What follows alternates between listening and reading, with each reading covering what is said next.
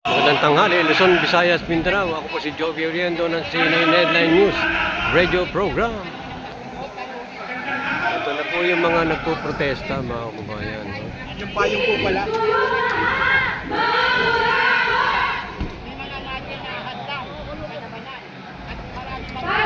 Dito sa People Power Monumento,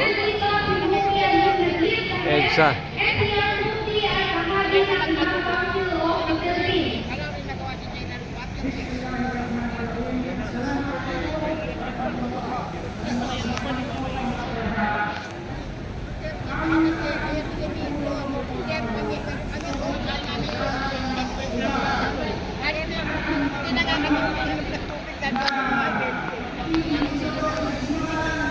Ito po mga kababayan.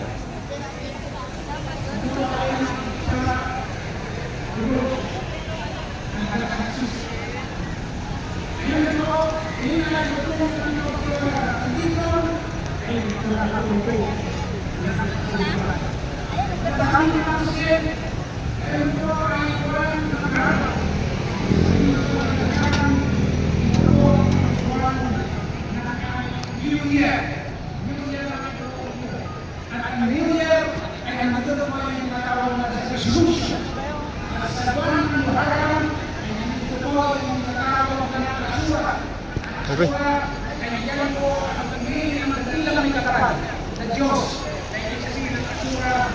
Araw ng tagumpay. Lahat ng mga manapang nangyari sa Asura ay nagtagumpay. Tulad po na yung pagbaha ng parang Noah na siya ay nakasubay noong pagkawit ng Residong panahon ni Moses ay natawag niya ang Abilas. At noong panahon na papatay nila si Jesu Cristo, siya ay sinabang ang dakilang may kapal.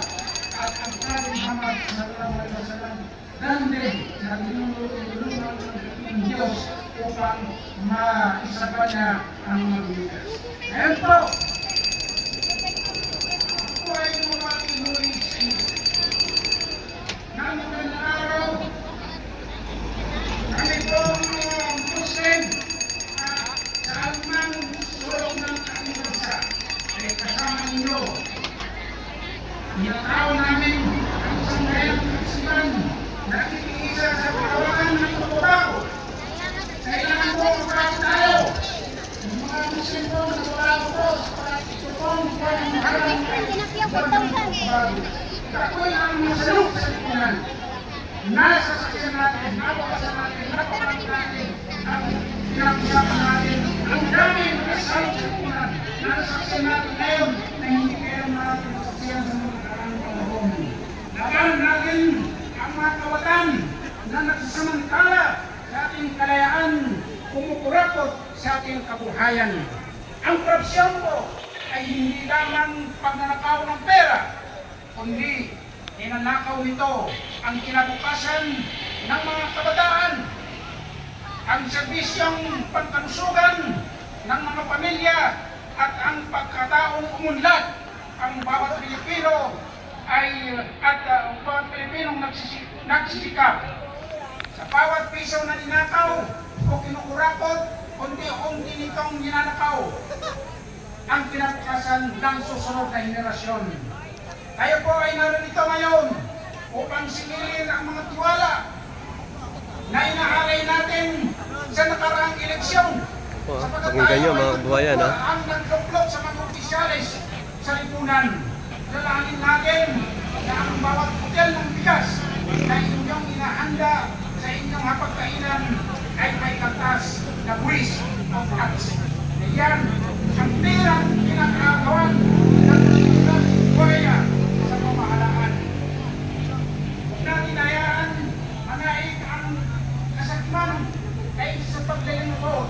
Huwag natin hayaan manaig ang sariling interest ay sa kapakanan ng isang bayanan. Sa mga kawatan, ang kapal ng mukha. Nagyanan kayo sa taong bayan ang sasarap ng inyong mga pagkain nakatira sa mga karugong tahanan.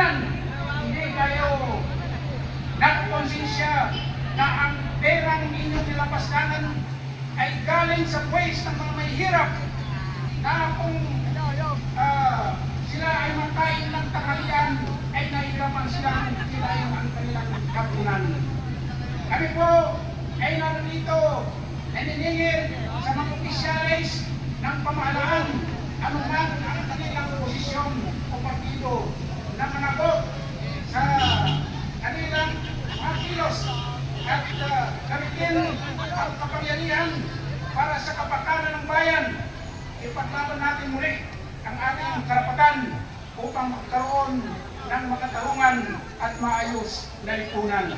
Sama-sama po tayo, sama-sama natin isigaw na ayaw natin, hindi tayo papayag sa korupsyon, panagutin o panagutan para sa lahat at servisyo para sa bayan.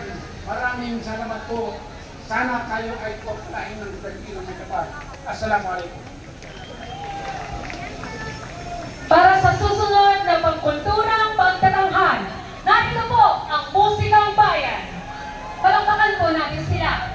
Artista ng Bayan! Ngayon ay lumalaban! Ngayon ay lumalaban! Artista ng Bayan!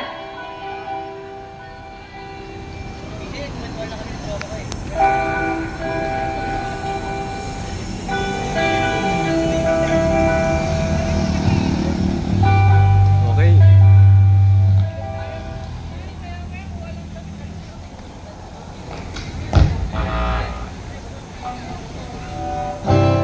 Okay po. At may kasunod pa po ito mga kababayan ha.